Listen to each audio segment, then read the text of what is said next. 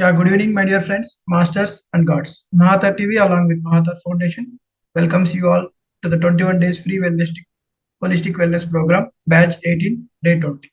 So, before commencing the session, I would like to say pranams to you all, and to our Guruji Ranganath sir, our Grandmaster Mahashi Patriji, and to Great Grandmaster Mahavatar Babaji, and to all the great Grandmasters, and to the universe. Today, our topic is Bhakti Yoga by Deepika Madam. Madam, over to you, madam. Thank you, Lokesh sir, and good evening, all masters. Welcome to the session. We are very fortunate to know more about Bhakti Yoga. So I know you. There may be masters who know about Bhakti Yoga, and so how many of you know Bhagavdgita Bhakti Yoga masters in this session? Could you please chat me here?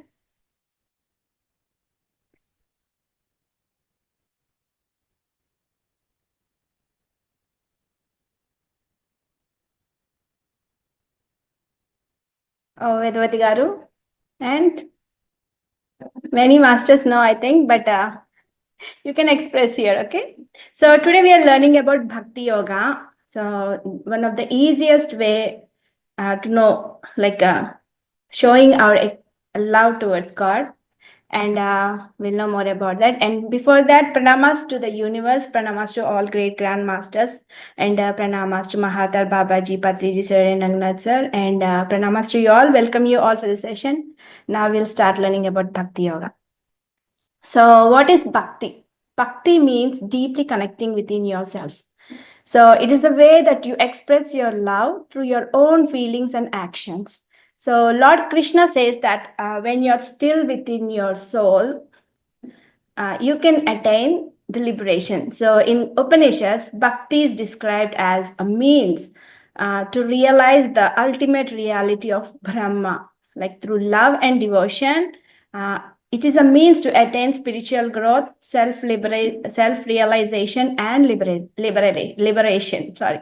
So Bhakti Yoga means huge connection that connects Jivatma, the individual soul, to the Supreme Paramatma. So let's start learning about that. And we have nine rules about Bhakti. One is like Shravanam. One is Shravanam means hearing. So listening to the glorings and teachings of God, that is Shravanam.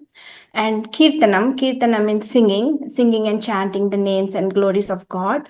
And Pada Seva, that is the service to the feet, and serving God's feet, which symbolizes devotion and humility. And Archana means worshipping God, like performing rituals and offering prayers, and worshipping God through images or mental forms. It's like Suguna, Nirguna, right? And Vandanam means bowing down in reverse, and gratitude of God. We know that God has created everything, right? So we should be gratitude for what we have. So it is a kind of Vandanam, bowing to his feet for he giving us so many things. And Dasya, it's service to God is service to humanity, service to God, right? Manava Seve, Madhava Seva, they say. So servicing God as a servant, offering oneself and one's actions to him, surrendering everything is the service.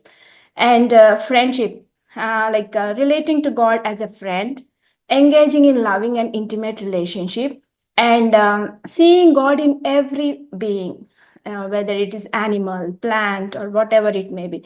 We have to see everything. We have to see God in everything. That is the friendship. And Atmanivedanam, that is self-surrender. So completely surrendering oneself. So whatever action you do, whatever desire you have, so no desires, nothing. Only the desire is to attain, to remove the gap between you and the God. That is the desire. And seeking ultimate union with the divine, like Jivatma connecting to Paramatma. So that is Atma Nivedam. We are the souls, right? So everything surrendering from through Atma. It is the Atma Nivedam. These are the Bhakti factors. And today we are going to learn about Bhakti Yoga. That is the 12th chapter in Bhagavad Gita. So Bhagavad Gita is a song of God. So in Bhagavad Gita we have 18 chapters, and in 18 chapters we have 700 slokas, And in Bhakti Yoga, we have 20 slokas. So out of 20 slokas, Arjuna is Arjuna that he is asking is one sloka, and the other remaining 19 are the reply from Lord Krishna. He's telling how to be a successful devotee and what are the things that you need to have to be a successful devotee and all. So in 11th chapter, we have Lord Krishna, he has shown the Vishwarupa Darshana, that is the universal form, to Arjuna. So he has given, Lord Krishna has given a divine eye so that Arjuna could see the Vishwarupa of Krishna. So after the Vishwarupa Darshana, so Arjuna got some questions like, so that impacted to Bhakti Yoga. So the first question and all we'll get to learn. And before starting Bhagavad Gita, let's chant a prayer. We have a prayer. So let's, I think I can show you. I will share the screen to you so that you may also chat with me. Okay. I made some PowerPoint presentation, so you can also look at that.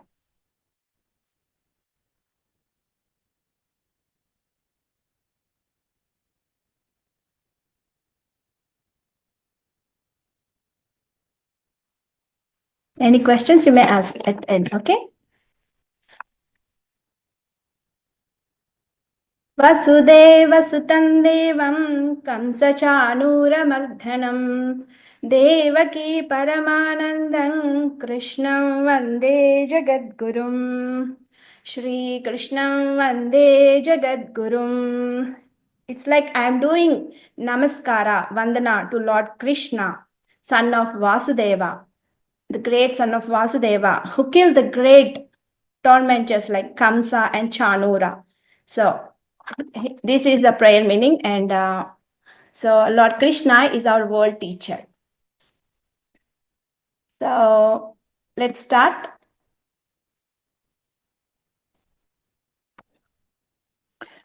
Om Shri Paramatmane Namaha. So Shri Paramatma, the Supreme Lord, the Krishna, we are telling Namaha, Namaskaram. And Srimad Bhagavad Gita. And Atta Dvadashodhyayaha. Atta means auspicious. And now we are learning about Dvadashodhyayaha. It's the 12th chapter, the Bhakti Yoga. So Arjuna Uvacha. So Arjuna is asking. एवं सततयुक्ता ये भक्तास्त्वां पर्युपासते ये चाप्यक्षरमव्यक्तं तेषां के योगवित्तमाः. So here Arjuna, I told like Sri Krishna has given him Vishwarupa Darshana. So Arjuna has raised a question like, so Saguna and Nirguna. Saguna means we having a particular rupa, like while we are showing, expressing our devotion, is that like which kind of yogi? Like the yogi who is thinking of your form, or the yogis who are not thinking of your, who is the best yoga? So Arjuna is asking Krishna, so who is the best yogi you consider about? So Lord Krishna is telling, Shri Bhagavanuvacha. So this is Bhagavad Gita because Bhagavan Lord Krishna is singing, right? So Bhagavan, Shri Bhagavanuvacha means Lord Krishna is telling, whoever worships him with the supreme faith and single-minded concentration, he is the best of yogis. So whether he's Saguna or Nirguna or worshipper, or whether he's sannyasi, or whether he's a householder, that doesn't matter. And there is no distinctions and there is no importance at all. So Lord Krishna is telling devotion, faith, and concentrated effect are the only factors in spiritual life. And there is no path or no method of worshipping. So the faith, the concentration, and the devotion, whoever is attaining these qualities, he is the real yogi. And he is the superior knowers of yoga. So, and that's what Lord Krishna is telling. And he continues like 19 verses. And so we have still 18 more verses now, okay? So Lord Krishna is telling,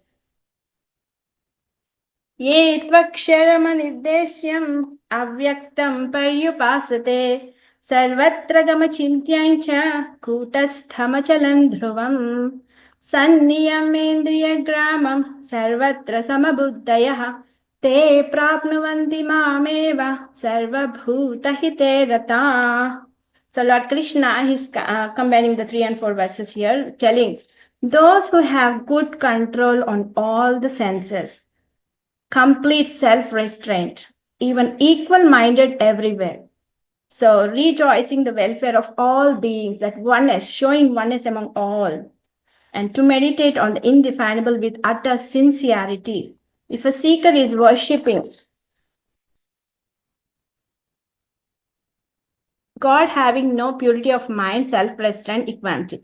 So Lord Krishna is selling love for all beings, and he's saying like his effort does not yield desired results if he's not having oneness and if he's not having good control on all senses and all. So it is just he's telling without you having control on your own senses and without having your mind equal minded on everything and everywhere and without having oneness and all, it's he says like it's you depositing the good fresh eatables in an impure vessel. So that's how Lord Krishna is explaining in this.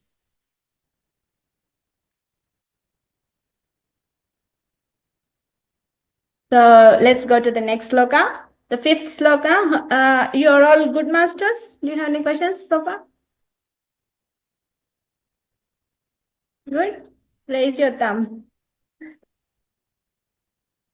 So in this verse, Lord is mentioning 3 qualities. Okay. So to cultivate while carrying their method of worship. So God is telling there's no whatever path or whatever method of worship you do, it's not that important. The thing is like the 3 qualities you have to cultivate. So that is complete self-restraint and equal-mindedness and universal love. Okay. So and we have to examine ourselves like how far we have acquired these basic virtues. I don't understand. I see some scribblings on my screen. How is it? Someone has done it on. Yeah, can you see like you restrict them doing like the. Please don't scribble on the screen, right?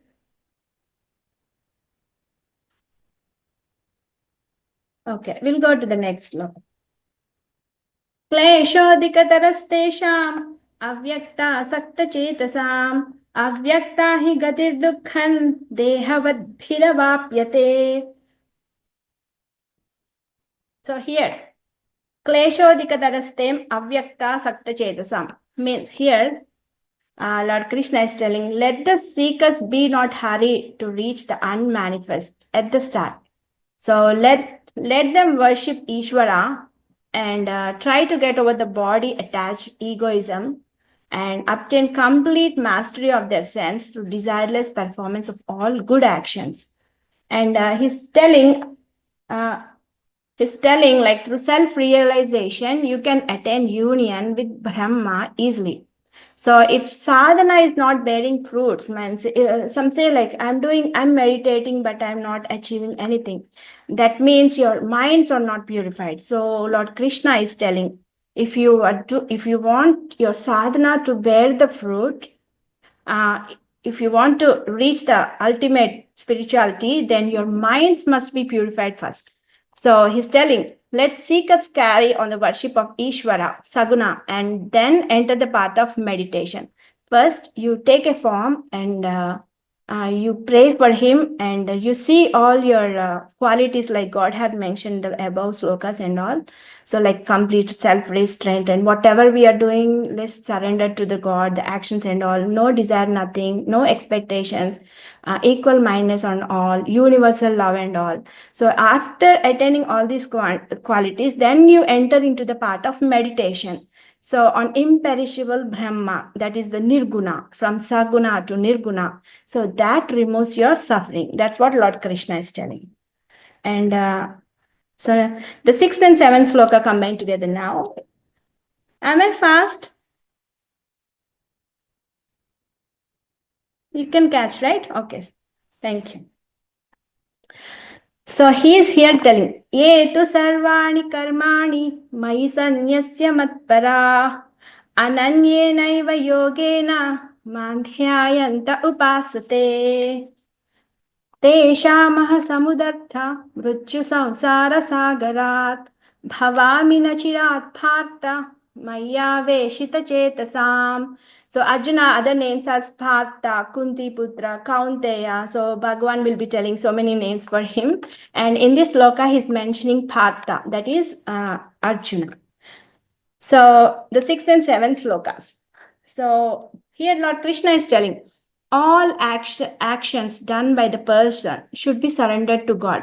So in Shastras, they say like sins are not permitted. Only the good activities that you've done, you have to surrender to God.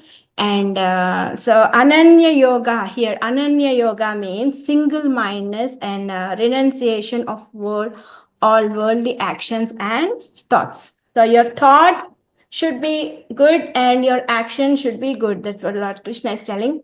And those who think of me as the only refugee and worship me with single-minded devotion and then dhyana to them, I become the savior and I will lift them up from the ocean of death and birth recycle. Okay, that is the cycle, right? The death and birth cycle goes on until we fulfill our karmas, right? So what a vara, what a boon that God has given to us. He's telling, they say like whatever God says, it is true, right? So God here is telling, so if you think me as your refugee and if you worship with single-minded devotion and with concentration, then I will be your savior and I will lift you from the ocean of death and birth, samsara sagara. So he's telling like Mrityu Samsara Sagat. He will lift, he is the savior. So what a kind of good boon to us, right? If we follow his things, then it's very easy to attain liberation, right? And next sloka. That's the next verse, the 8th verse. Mayyeva mana adhatsva mayi buddhin niveshaya nivasishyasi mayyeva ata udhvam na saushayah. So here, Mayyeva mana adhatsva. Mayyeva means on me. So fix the mind on me firmly. So no more thinking, no more multiple thoughts and all. So just Mayyeva mana adhatsva. Mayi buddhin. Buddhin means what? Your intellect. Place your intellect in me. So what is the buddhi? Deciding, right? It is the deciding power. Like it decides everything. So he's telling, Mayeva manaha, that's what Mayi buddhi niveshaya means fix your mind and fix your buddhi, the intellect, firmly in me. And so nivashisyasi Mayeva ata udam na samshayaha. Na samshayaha means no doubt about this. So nivasishyasi Mayeva means thereafter you shall live in me only. So na samshayaha, no doubt about this. So he's telling, Lord Krishna is telling, meditation becomes deep and firm. Having faith in God, surrendering all the actions to Him, surrendering all the evil qualities to Him. And surrendering all the evil qualities means you have to make a decision like I'll try to not to have evil activities in future.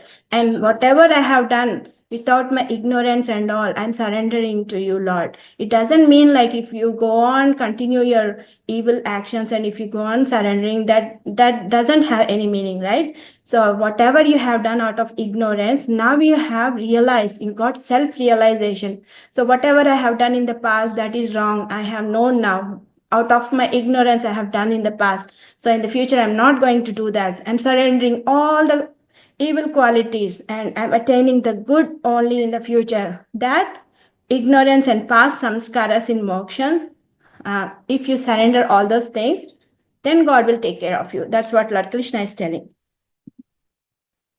And ninth verse.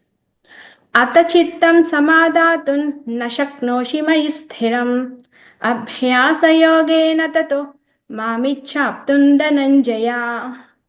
So from 9 to 12 slokas, there are different spiritual practices that Lord Krishna is telling. So the 1 to 5 slokas that we finished, those are the thoughts about divine with form and without form.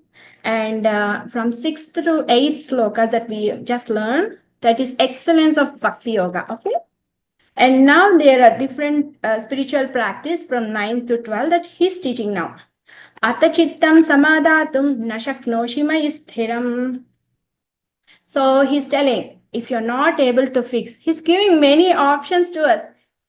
They all looks like very simple, and if we with concentration and all, if we like to attain all this, we can do it easily. But even though he's giving many options to us, so he's telling here, if you're not able to fix the mind firmly in me, then decide to reach me by constant practice of yoga. So what is the constant practice of yoga? So it is the only way, by practicing constantly means it is controlling the mind. By practice, by fixing it in self, but not on materialistic things, not on external objects. So controlling the mind, and you have to train your mind to enter the inner sphere of Atma. So he's telling, Abhyasa yogena tato mamichhaptun dhananjaya. Dhananjaya means Arjuna. So it's another name for Arjuna. So in this sloka, Lord Krishna is telling simply like, if you're not able to fix the mind firmly on me, then you do constant practice controlling your mind and mind entering into inner sphere of Atma. Just keep on observing what you're doing, right? So far clear, masters?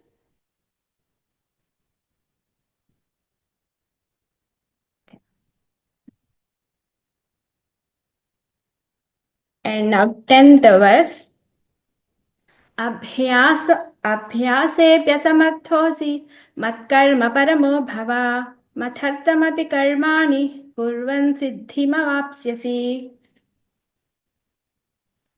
So here Lord Krishna is telling, if you're not capable to practice, first he said keep your mind on me, and next he tell keep your constant practice on man. And now he's telling, if you're not able to practice, do the work for my sake.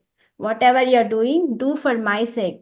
So we'll say Krishna Arpanam, right? Krishna Arpanam, whatever we are doing, we are surrendering to Krishna Arpanam. We are giving for the sake of Krishna, we are doing. So that he's telling, if you're not able to practice constantly, the easiest thing, do the work for my sake, so that you shall gain perfection. So whatever you're doing, think of me and think that you're offering to me and do for my sake, like you're doing for me, and then you shall gain perfection. So he's telling, seekers who are not able to focus on meditation or continuous sadhana after constant practice, he's telling, like, do for me. They should engage themselves in doing good actions, at least helping others, doing charities, and offering such actions to Lord without any personal desires. It's nishkama karma.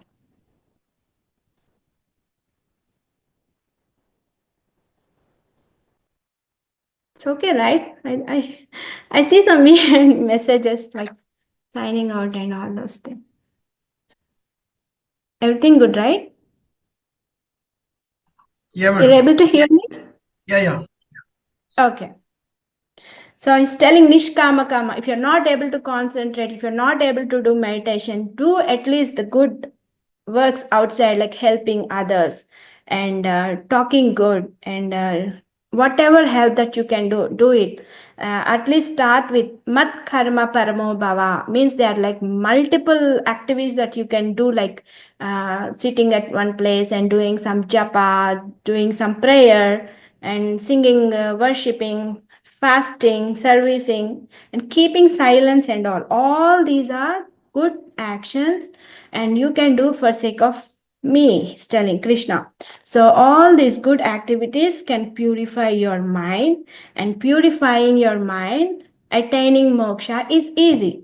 So that's what Lord Krishna is telling. See, a human tendency is like, you may think we are doing meditation, why do we need bhakti and all these things? And see, you may do meditation for every day like 3 or 4 hours, and you have remaining other thing. The human tendency is like, for example, if you see students in the class, for example, students in a class, if there is no teacher in that particular class, then the students, they make hell of noise, right? So all monkey things come up. And even we, if you think, okay, he's a, that children are children, they're like that. They're not yet still mature, right? You may think, what about us? Even if we are working in a company, the adults working in a company, if our boss is absent, if our manager is absent for one day, then we'll feel very free. Oh my God, there's such a free liberty and all. And we don't concentrate on work, we just keep chit-chatting. It happens to many, right? How disciplined you are, it happens to many.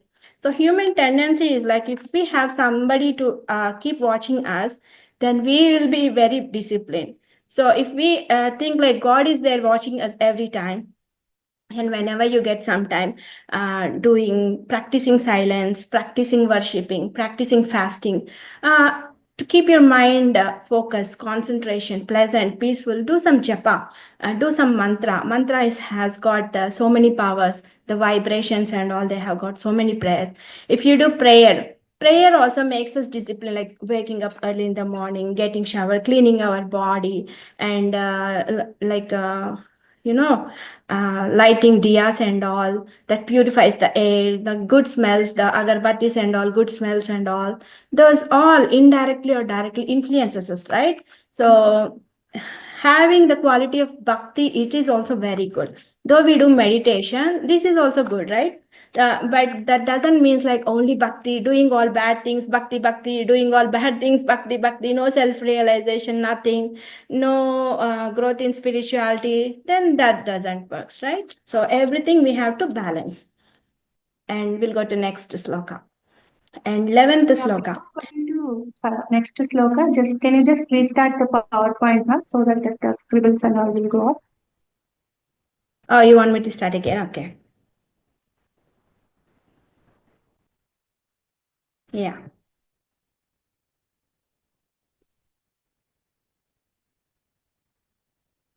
Looks good, right? Yeah. So 11th sloka. How much time do we have, Sri Pallavi ma'am? Is it okay if I continue? I'm still in 11th sloka. I have to complete 20. Okay, no problem. Maybe we started late, right? 10 Yeah. minutes. So I think we are good. Okay. So अथैतदप्य शक्तोऽसि कर्तुम् उद्योगमाश्रितः सर्वकर्मफलत्यागं ततः कुर्यात्मवान्. So here Lord Krishna is telling again, he's simplifying the ways for us. Simplifying. He's giving many more options to us. And whatever option fits to us, that we can follow, right? So he's telling the seeker should be very self-controlled and surrendered to God for all the good actions done. Surrender the fruit of actions to him. And this is the easiest way and the best for all sincere seekers on the spiritual path. Sarva karma phalatyagan. Sarva karma means all the karmas that you do, all the fruits of those karmas, tyagam, surrender to me. That's what he's telling. So this is the 11th sloka, and we'll go to the next 12th.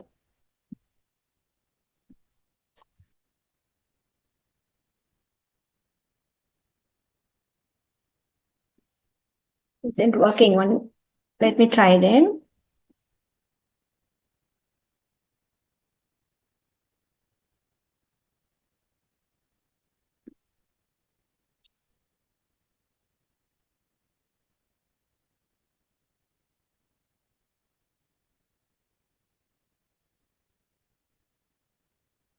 Okay.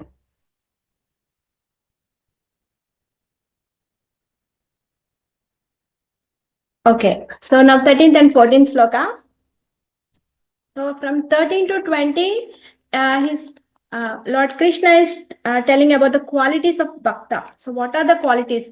In Bhakti Yoga, Krishna told us 35 qualities of bhakta to that you can attain in yourselves to be a good devotee. So there are like 35 qualities. From here, you can catch all those 35 qualities in from 13 to 20 slokas. Okay. So here he's telling अद्वेष्टा सर्वभूतानां मैत्रः करुण एव च निर्ममो निरहङ्कारः समदुःखः सुखः क्षमी सन्तुष्टः सततं योगी यतात्मदृढनिश्चयः मय्यर्पितमनोबुद्धिर्यो मद्भक्तः स मे प्रियः. So he is telling here, Adveshta Sarvabhutanam Maitra Karuna Evacha. You might have understood this, right? So here he is telling Adveshta Sarvabhutanam Maitra Karuna Evacha means being friendly with all and having mercy on all, not killing anything. So he's telling Adveshta Sarvabhutanam Maitra Karuna Evacha Nirmamo Nirahankara Samadukka Sukha Kshami. Nirmamo Nirahankara means no ego, no ego and all. And you should be like even at the time of sorrow and happiness, you have to be the same. So Lord Krishna is telling, so who does not hate any being and who is friendly and compassionate and who is free from attachment and egoism. Nirmamo nirahankara samadukka sukha kshame means who is free from attachment and egoism and who is equal minded to both sorrow, happiness and forgiving. Kshama. Sukha kshama means forgiving. So he's telling Santushta Satata Yogi Yatat Madruda Nischayah. He's telling who is contented, steady in meditation, self-controlled and firm in conviction, and Mai Arpita Manobuddhi Yo Madbhakta Same Priyaha, who surrendered both his mind and intellect in me. Such a devotee is near to me. So he's telling like the devotee who is having no enemy and who is fearless and he's having friendly compassionate towards all and free from feeling of me, mine, all those things, even minded in pain, pleasure, sorrows, happiness, and attaining all the good qualities are important to attain moksha. So Paramatma is the goal to be attained, and the path to reach the goal is sadhana, the practice. So many think that they have love for Lord, but that itself is not sufficient. A devotee should inculcate all the qualities and should be recipient to God's grace. So that's what Lord Krishna is telling. And we have 14 more slokas left. We are close to finish. And 5 more. Okay. Yes. Yasmanno dvijate loko, lokanno dvijate chayaha, harshamarshya bhayodvegai muktoya sachame priyaha. Yasmanno dvijate loko, lokanno dvijate chayaha. That means he by whom the world is not influenced or affected and whom the world cannot influence or affect him. Yasmanno dvijate loka, lokanna dvijate chayaha. That and harsha marsha bhayodvegai muktoya sachame priyaha. And he who is free from joy and anger, fear and anxiety, he is dear to me. That's what Lord Krishna is saying. So Lord Krishna is saying to be free from hatred, fear, anxiety, all these mental modification causes to miseries to human, right? So fear is the main cause for any kind of negative emotions and all. So be fearless. That is abhayam. Na bhayam. That is abhayam. So no fear, nothing. So it's telling to be free from hatred, fear, anxiety, and all these mental things causes miseries to human. So get rid of those things. And 16th verse. Anapeksha suchirdaksha udasino gatavyataha sarvarambha parityagi yo madbhakta same priyaha. He's telling the qualities of devotees in this slokas and all. So the 16th one. So he's telling like not to care about material possessions, like anapeksha suchirdaksha udasino gatavyataha, means not to care about material possessions, wealth, etc. Be free from all desires, and who is pure in mind and body, and free from anxiety and sorrow. Sarvaramba parityagi yo mad bhakta same priyaha. That means who has renounced all these acts of desire. Those are my devotees that are very near to me. So here the explanation is the devotee should be clean in body and mind, always alert in sadhana. So any moment of negligence, a Maya can strike down. So be aware of, be always alert in your sadhana, keep on practicing, attain all the good things and keep on practicing and self-realize like how far you have attained those and keep on improving. So that's what Krishna is telling. So anxiety and fear are the two real enemies for human. So keep away the anxiety and fear. So having taken refuge with Lord, it would be foolish if still struck with fear and anxious about anything in the world. So Lord is telling like surrender everything, whatever the fruits of karma, whatever you have done, surrender to me everything. Even after surrendering everything to God, even if we have that fear and anxious, then he's telling you're foolish. That is your foolish way that you have struck. Get rid of all those things. So, and the 17th law, he's telling so nicely, right? He's giving us so many options and he's telling all the secrets how a devotee should have all the qualities and all. He's helping us a lot, like to attain for liberation and all. And all these things, these are not just like hearing and leaving aside. These are the things that we have to follow up and inculcate in our daily habits and keep on self-realizing how much we have attained and keep on progressing to attain the spiritual growth. So Bhagavad Gita is the song from Lord that so many, like extraordinary personalities have read these and they have, changed themselves a lot. So this is the highest knowledge that Lord Krishna has given us 5,000 years ago. So Bhagavad Gita is not only for Hindus. So Bhagavad Gita is for all the religions. The religions, I feel like even in a classroom, if you leave the kids outside, they form certain groups, right? So based upon their interests, based upon their activities and all, they form certain groups. Those kind of groups are, we can tell like religions, right? So religions are just like they came few years ago, but the Sanatana Dharma is from like so many years. They say like Dwapara Yugam, 5,000 years. Treta Yugam is like even more older than that. So Krishna has given so much. It's a manual to every human that how to attain liberation. And this is the easiest way and the simplest way that Krishna has explained to us. And following all these things, we can become a superhumans, right? So now 17th sloka.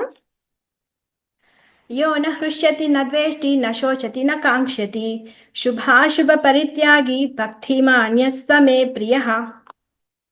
So here the ultimate goal of bhakti is declared in 17th sloka. So the perfect devotee and jnani both have their life and being in divine, the Atma, the state of Jivan Mukti, right? So where heat and cold, and pleasure and pain and joy and sorrow and good and bad do not exist, that everything is equal to them. Nothing can differentiate. So only that divine, the Atma, exists. So they say like for Atma, no water can touch, no fire can, destroy, right? So these heat and cold, pleasure and pain, joy and sorrow, nothing should impact or influence anybody. This is the only divine, the Atma exists. So a thought-free state. So nirvikalpa state, nirvikalpa samadhi they say, right? So a thought-free state, no good or bad, not that taking Shubha and giving, taking only good Shubha and giving away Ashubha. It should not be like that. Both should be given. Everything you have to surrender. Nothing you have to differentiate. Good or bad, cold or heat, sorrow or joy. Nothing should be differentiated. Everything we have to surrender to God. So that's what Lord Krishna is telling. And 18th and 19th chapters together now. 18th and 19th verses. समशत्रौ च मित्रे च तथा मानापमानयो शीतोष्णसुखदुःखेषु समसङ्गविवर्जितः तुल्यनिन्दास्तुतिर्मौनी सन्तुष्टो येन केनचित् अनिकेतस्थिरमतिर्भक्तिमान् मे प्रियो नरः. So here Lord Krishna is telling Sama Shatrocha Mitrecha Tata Manapamanayo means who is equal-minded towards friends and enemies, in honor and disgrace. Sama means equal. Shatrocha Mitrecha means friends and enemies. Tata Manapamanayo in honor and disgrace. Who the equal-minded towards friends and enemies in honor and disgrace. So, Shitoshna Sukha Dukkeshu Sama Sangha Vivarjitaha. Shitoshna Sukha Dukkeshu means Shitoshna means cold and heat. Sukha Dukkeshu in joy and sorrow. Sama Sangha Vivarjita. And who is free from attachment, from this pleasure and pain.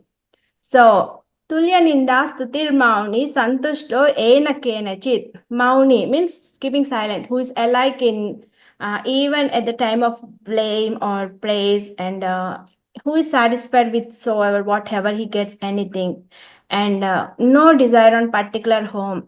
Aniketa Sthiramatir Bhaktiman me Priyonah. Aniketa Sthira means who is not having any desire on particular home, and no attachment to the place of residence. So, who is decided in mind, who is devoted to me, such a man is dear to me. That's what Lord Krishna is telling. So, friends, enemies, honor, dishonor, cold, heat, joy, sorrow, praise, and blame. So, the devotee is expected in all these things. He is expected to remain calm and equal-minded, and all these are opposite ways, and that devotee has to overtake in the usual course of his life without making any differentiation, right? So silence means stillness of mind. So the real devotee evolves towards the higher form of worship with mind. So even Shankaracharya in his Shivananda Lahari says people have not learned to offer flower of their mind to Lord. So puja means not only offering the flowers, but it's offering the mind to Lord. So he has told like that 35 virtues mentioned, like self-restraint, universal love, forgiveness, peace, austerity, meditation, truthfulness. Like all these are the flowers of our mind that we need to offer to God. These are the real flowers. Shankaracharya has told in Shivananda Lahari. So the last and final sloka of this chapter for now, 20th. And etu dharmyamrutamidhai yatoktam paryupasate shraddhadana matparama bhaktaste te tiva me priya.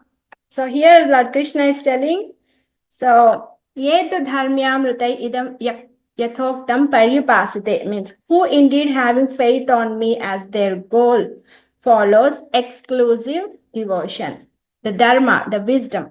So Shraddhadana matparama bhaktas te tiva me priyaha. So which is the dharma which is immortal and nectar-like, they are exceedingly dear to me. So he's telling whoever follows dharma, they are very close to me. So follow the dharma. That's how he's towards the Pandavas, right? During Mahavatar Yuddham, the Kurukshetra war and all, because of Pandavas, whatever situation, whatever difficulties they're facing, they still never hold dharma. So dharma, whoever follows the dharma, the wisdom, they are the best, dear, loving devotees. So that's how Krishna is telling. So this dharma is the right way of living. So whatever situation you are, whatever difficulties you are facing, dharma is the right way of living, and we should always stick to that. And dharma is spoken as a nectar. So that is the immortal. And so because it takes man from the death to immortality, that is the power of dharma. So Lord declares fruit of practicing the immortal dharma. Even Bhagavdgita, first verse, like chapter 1, verse 1, starts with the word dharma. Even Bhagavdgita starts with the word dharma. So that is the importance of dharma. And we are on our dharma bhumi, so we have to follow the dharma. So Lord declares fruit of practicing the immortal dharma, that actually strengthens their faith and prompts them to act. So that is the reward from Lord, that who practices such devotees are the most dear to him. And having Lord's grace means having everything, right, that attains moksha. That is the biggest boon to us. And Lord Krishna has given us so many secrets and so many ways to practice. And his desire is our Jivatma. And this is the yoga, that is the Jivatma merging in Paramatma. So this is the connection of Jivatma and Paramatma, and that's how the Supreme Lord, he has told about Bhakti Yoga very clearly. Follow all these things. If not this, he has given us so many options. If you're not able or capable to do anything, at last follow Dharma. So that is the easiest, and though it is hard while practicing, but if you follow Dharma, you are the most lovable person to me. So God has given such a boon. So this is about Bhakti Yoga. And thank you so much, Masters. And we have ending prayer also. And we have Pushpika. Pushpika means these all are mantra kind, right? Bhagavad-gita that has sung by Lord Krishna. They are the words that came from Lord Krishna. And for example, if I have told any one mantra or any one verse wrong, or any one word, that makes a huge difference. One word misspelling makes a huge difference in this sloka. So for that, we will chant Pushpika, asking forgiving for any stotra telling in wrong way. Please forgive me, God. So Om Tatsaditi Srimad Bhagavad Gita Su Upanishadsu Brahma Vidyayai Yoga Shastre Shri Krishna Arjuna Samvade Bhakti Yogo Nama Dvadashodhyayah. Om Shri Krishna Arpanamastu. And we also have an ending prayer. Yogesham Satchidanandam Vasudevam Vrajapriyam Dharma Samstapakam Veeram Krishnam Vande Jagadgurum. Shri Krishnam Vande Jagadgurum. I bow to the Lord of Yoga. Thank you so much for giving me this wonderful opportunity, Lord Krishna, Lord Universe, and thank you all masters for listening me so patiently. Yeah, thank you, madam, for your enlightening lecture on the yoga. You brought all the ancient wisdom to understand in a simple way, madam. So meditation, meditation through devotion. It's a nice approach. And thank you for letting us know all the secrets, different approaches to attain liberation, and also spiritual practices, and all the qualities one should have and one shouldn't. So thank you for sharing your knowledge. Yeah. Thank you so much. Yeah, Palanya Paniji. I take 1 minute, madam. Yes. Just the slogan, Hare Krishna, Krishna Krishna, Hare Rama, Rama Rama, Hare. I chanted a lot. And I felt now this chapter 12, 20 slogans, as if I sat 1 week in ISKCON, truly. Very great. Very nice. Very nice. Thanks, madam. Yeah. Thanks. And you know, like persons who are like the humans who are Shravanam, like who are hearing Bhagavad Gita, who is teaching Bhagavad Gita, and who is learning Bhagavad Gita, they directly go to Tapoloka. So after death. So that efficient is Bhagavad Gita. And even our Mahavatar Babaji has read Bhagavad Gita, and Lahiri Mahasaya, Paramahamsa Yogananda, Swami Vivekananda, Mahatma Gandhi, our Prime Minister Jawaharlal Nehru, and Albert Einstein. So all the extraordinary personalities, extraordinary great grandmasters, everybody has read Bhagavad Gita. Such a important, and we are so blessed that we still have that with us now. So yeah, following, reading, learning, following. The more you learn, the more you read, the more advanced you will get, right? So you will attain from that. So, and Uttar Gita, there is also Uttar Gita. So Bhagavad Gita and Uttar Gita, if you learn, one can evolve their soul, like it's about Atma for liberation and all, spiritual growth and all. So it's very important for a person to learn all these things. And it's nothing with the religion. It's not only for Hindus. We all are from Sanatana Dharma. So the Islam or Christian or Jainism, Sikhism, Buddhism, all they came afterwards, right? So before we have only one Sanatana Dharma. If we thinking of this religion and all, if we restrict our boundaries, no, then it's our foolishness, right? So these are the things we have got from many years. That means this is the greatest source that we have to learn, and we have to evolve our soul and bring our soul and grow spiritually and reach the highest, right? So, and thank you so much.